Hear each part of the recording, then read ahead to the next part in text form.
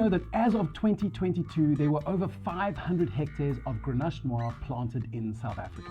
Now, over 60% of those vines are shared between the rather hot regions of Paarl and the Swartland.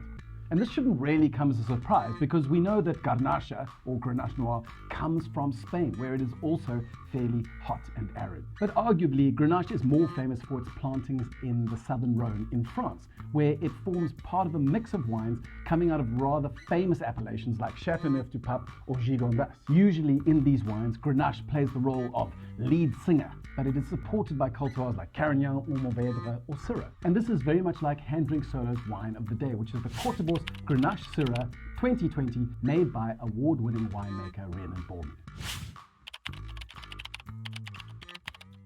Reenen Borman is currently the head winemaker on his family farm of Boschkloof in the Polkadraai Hills in Stellenbosch. When we last spoke about Reenen Borman, we mentioned that he had, as of 2023, become part of the very prestigious Cape Winemakers Guild. But since that time, he's joined an even more exclusive 100-point club when his Boschkloof Epilogue Syrah 2021 earned 100 points in Tim Atkin's South African Wine Report for 2023. This puts the Boschkloof Epilogue Syrah in a class of only about 10 wines in South Africa's entire wine history that has managed to earn 100 points from an international critic. It also happened to earn the title of Red Wine of the Year from Tim Atkin in 2023.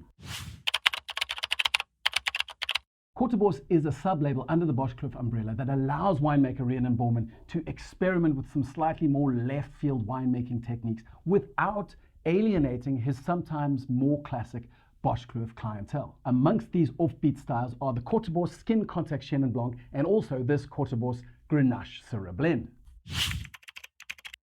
Now, when we get into the glass, it is worth noting that this is a Grenache Syrah blend rather than a Syrah Grenache blend. Now, South Africans are probably more often accustomed to having Syrah in the lead singer role while Grenache plays bongos. But in this wine, as is the case in places like Châteauneuf-du-Pape, Grenache is the big show, whereas Syrah is more of a Rey Mysterio type character.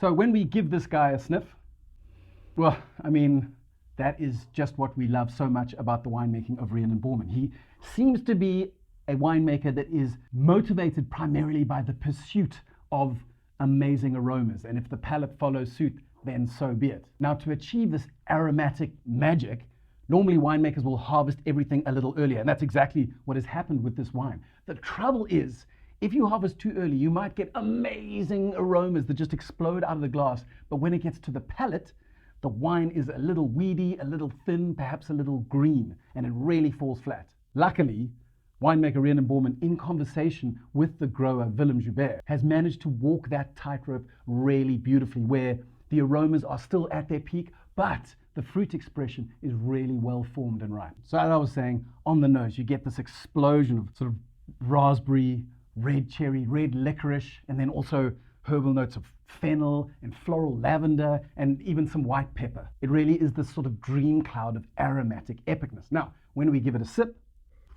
well, again, it's just a really elegant little light show of red fruit. So you have those red cherry elements, and then you also have sweet strawberry fruit and also some sort of sour cherry fizz pop candy thing going on, along with brighter red pomegranates. But then as that crescendo kind of dies down a little bit, you get the softer notes of red plum coming through. And then towards the finish, as we smelt on the nose, there's that pop again of lavender and white pepper. It really is a classy little wine. And perhaps one final little exciting teaser for you guys who are a fan of Reenen Borman, of Boschkloof, or Kottabos, is the fact that Reenen experimented with a little single vineyard of Pinotage this last vintage with absolutely no expectations, but it turned out so well that he feels like it's almost inevitable that the Kottabos range will have to expand in order to include a Pinotage. Okay, so that's all we have time for today, but if you have questions about Reenen or about Kottabos, then drop them onto the website and I'll try and get back to you. And if you enjoyed the video, then support us on Patreon and subscribe to the HanDrinksSolo YouTube channel, where we publish at least 6 videos each month about wine science, wine history, unusual cultivars, and some of the rising winemaking stars coming out of the South African winelands.